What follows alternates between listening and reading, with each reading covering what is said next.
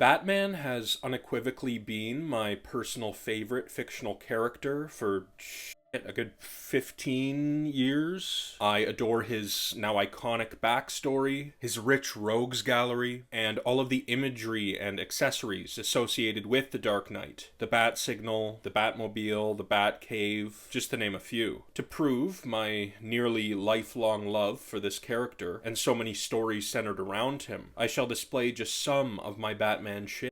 We're talking shirts, Funkos, Blu-rays and DVDs, Pez dispensers, figures, Lego sets, along with a number of things that can't be shown currently, undies and such that I've outgrown. Now that's not to say I am a fanboy. I don't inherently like something because it's associated with this character. I just happen to like a multitude of projects that star him. One of my favorite components of the Caped Crusader is the fact that he can be, and has been, depicted in several very distinct ways. We've seen a tremendously corny and colorful Bats, as well as a grittier, far more grounded rendition, and everything in between. Even just out of my own curiosity, I wanted to re-examine this gothic hero's past theatrical endeavors, then rank them accordingly. So here we go, from bottom to top, the 5 best Batman films. My favorite Tim Burton film is one he co-helmed, 2005's Corpse Bride, but in terms of solo directorial efforts, 1992's Batman Returns is definitely my favorite of his. It is presented with this gothic sort of set-like stylization that really works for me in this instance. The great Michael Keaton portrays a cool, quiet, unassuming Bruce Wayne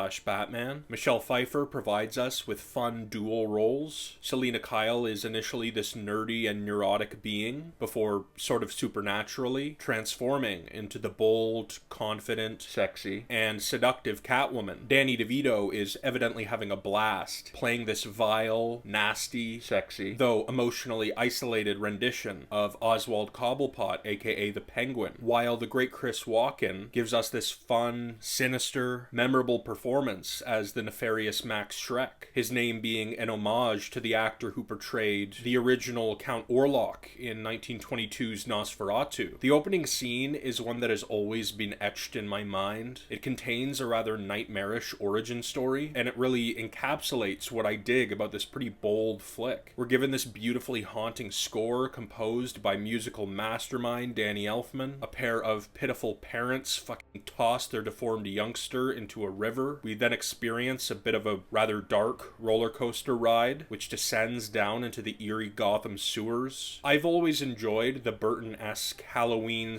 / Christmas atmosphere, whether it be presented in live action or stop motion animation, but of course there must be a reason or two why this feature sits in my number 5 position rather than the top spot. Although I have fun watching this entertaining flick that I quite like, it is admittedly not as narratively cohesive and thematically resonant as the other movies I'm going to be discussing. There isn't a great amount of narrative thrust, and we don't exactly deeply explore complex ideas, which isn't a problem for this particular movie. With Burton's Gotham, I kind of just like to spend a couple hours in this wonderfully bizarre and bold gothic world, but it is a problem when it comes to my personal ranking. This is a really good flick. I'm going to continue to watch it every year or two, wearing a grin, whilst Pfeiffer bullwhips the heads off of a quartet of mannequins on the very first take. This 2005 picture was directed by my all-time favorite filmmaker, Mr. Christopher Nolan, having helmed multiple movies within my top 50, including 2006's The Prestige and 2014's Interstellar. It is also culturally and cinematically prevalent. This impeccably important DC Comics franchise had been dormant for years until Nolan revived and revitalized not only this particular series, but the entire genre of comic book adaptations. And bear in mind, superhero pictures didn't rule the world 2 decades ago as they do now. So Nolan's real-world approach was particularly revolutionary back then. To this project, he brought his effective non-linear storytelling device. He treated this thing like a real movie. Mr. Nolan is clearly prioritizing the compelling origin-centered fear-centric narrative over crafting scenes designed to sell toys. We're gifted a bloody stunning cast here, featuring a sextet of Academy Award winners. Christian Bale, of course, plays our titular hero. Gary Oldman plays Lieutenant James Gordon. Michael Caine portrays loyal butler Alfred Pennyworth. Prevalent Wayne employee and tech whiz Lucius Fox is played by Mr. Morgan Freeman, while our primary pair of villains, Ra's al Ghul and Jonathan Crane / the Scarecrow, are portrayed by Liam Neeson and Cillian Murphy respectively. Although everyone's entitled to their own opinion, I'm willing to state that the Bruce Alfred bond displayed in the Chris Nolan iteration of this iconic DC character is the strongest ever depicted in media, even in this movie alone. And while I appreciate the late Pat Hingle as Gordon in the Burton flicks, the character is far more prevalent in Begins and beyond. The great Oldman's Gordon and Bats form an awesome duo that is also narratively effective, as it provides us a bridge between our vigilante and the system, essentially. And this '05 flick commenced my love for actor Cillian Murphy. I've always fucking dug Nolan's real-world depiction of this character, alongside, of course, the brilliant actor's performance. He's certainly not the main villain here. Technically, he ranges somewhere between tertiary and secondary antagonist, but he's wonderful, being featured in multiple exceedingly memorable scenes, and he remains alive by film's end, allowing him to play a fun, brief, but impactful recurring role throughout the remainder of the trilogy. Begins primarily revolves around the concept of fear and learning to confront, then control it. We get this rather badass, fear-centric line from Bruce after Alfred has asked him why he's choosing to essentially embody bats through his crime-fighting journey. Bats frighten me. It's time my enemies shared my dread. This is the first chapter of an epic crime drama trilogy, which happens to star Batman. And in my opinion, although this is quite a great piece, I feel Nolan refined his craft, specifically in regard to the superhero genre, in subsequent years. Now this is where things get a wee bit convoluted.